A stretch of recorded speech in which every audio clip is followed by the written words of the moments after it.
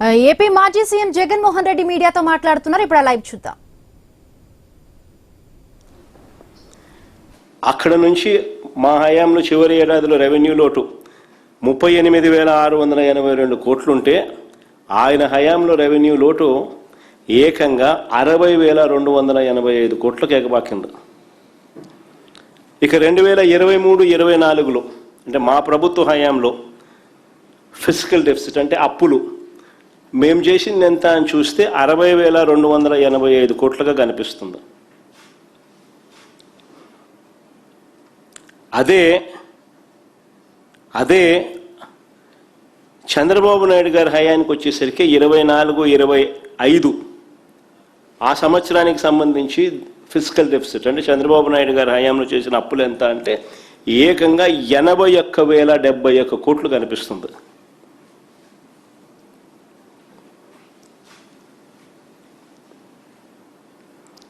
అంటే చంద్రబాబు నాయుడు గారి హయాంకు మన హయాంకు తేడా చూస్తే చంద్రబాబు నాయుడు గారి మొదటి ఏడాది రాష్ట్రానికి రాబడులు తగ్గాయి. ఇంతకుముందు మా హయాంలో 1,73,767 కోట్లు ఉండేది. చంద్రబాబు నాయుడు గారి హయాంలోకి వచ్చేసరికి 1,68,024 కోట్లు. రెవెన్యూ డెఫిసిట్ ఏకంగా 56% పెరిగింది. 38,682 కోట్లు మా హయాంలో ఉంటే ఏకంగా 60,285 కోట్లు ఆయన హయాంలో. రెవెన్యూ డెఫిసిట్ ఏకంగా 56% పెరిగింది.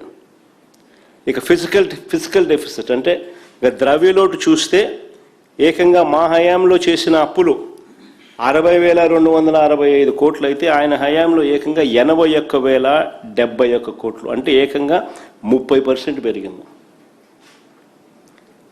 అయినా సరే చంద్రబాబు నాయుడు గారి చంద్రబాబు నాయుడు గారి మొదటి ఏడాది చూస్తే ఎక్కడా కూడా సూపర్ 6లు లేవు, సూపర్ 7లు లేవు. పైగా మా హయాంలో ఉన్న పాత స్కీములన్నీ రద్దు చేసినాడు, ఆ స్కీములు లేవు. అయినా చంద్రబాబు నాయుడు గారి హయాంలో ఇంతటి దారుణమైన పరిస్థితులు కనిపిస్తూ ఉన్నాయి. ఒకసారి గమనించమని అడుగుతా ఉన్నా.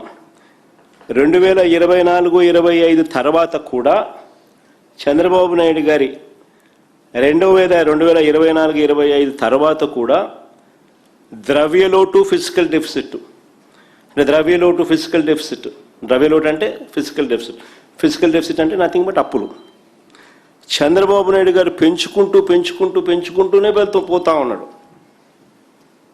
ఒకసారి గమనిస్తే 2019-20 ఆర్థిక సంవత్సరం అంటే మా ప్రభుత్వం వచ్చిన తర్వాత అక్కడి నుంచి గమనిస్తే అంటే మా 5 ఏళ్ల పీరియడ్ తర్వాత చంద్రబాబు నాయుడు గారు 2 ఏళ్ల పీరియడ్ 2025-26 దాకా అంటే 2019-20 నుంచి 2025-26 ఆర్థిక సంవత్సరం మొదటి 10 నెలల వరకు కూడా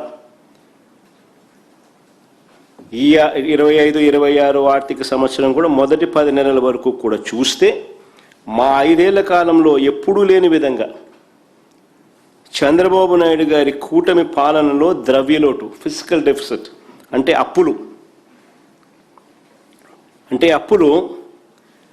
as a percentage of total expenditure చూస్తే గమనించమని అడుగుతాను. అప్పులు as a percentage of total expenditure చూస్తే మా 5 సంవత్సరాల హయాంలో ఎంత తక్కువగా ఉందో అదే చంద్రబాబు గారి హయాంలో అప్పులు as a percentage of total expenditure ఎంత ఎక్కువగా ఉందో తేడా తెలుస్తుంది.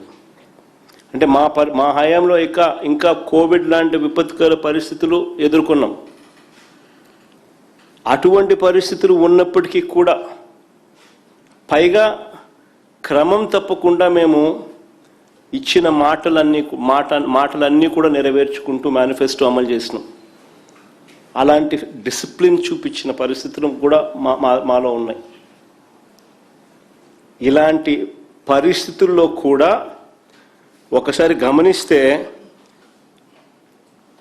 ఏ రకంగా యాజ్ అ పర్సంటేజ్ ఆఫ్ అప్పులు as a percentage of total expenditure చూస్తే ఏ రకంగా 2019-20లో 25.59, కోవిడ్ 2020-21లో కోవిడ్ టైంలో కాస్త పెరిగింది 31.82కి వచ్చింది. తర్వాత మళ్ళా ఫిజికల్ డిసిప్లిన్ తీసుకొచ్చడం 21-22లో ఏకంగా 14%కి తగ్గించడం, 14.08%. 22-23లో కూడా 24.97%. 23-24 చివరి సంవత్సరంలో కూడా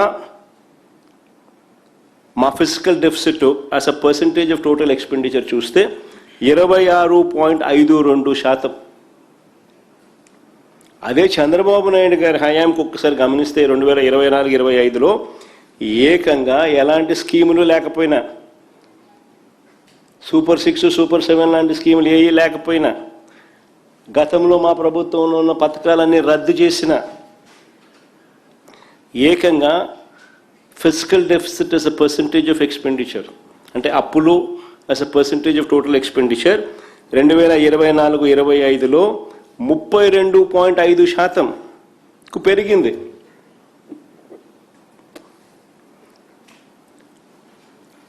ఇంకా ఈ సంవత్సరం 2025-26 మొదటి 10 నెలలు కూడా తీసుకుంటే అక్కడ కూడా అప్పులు as a percentage of total expenditure చూస్తే 39.74%కి ఎగబాకింది.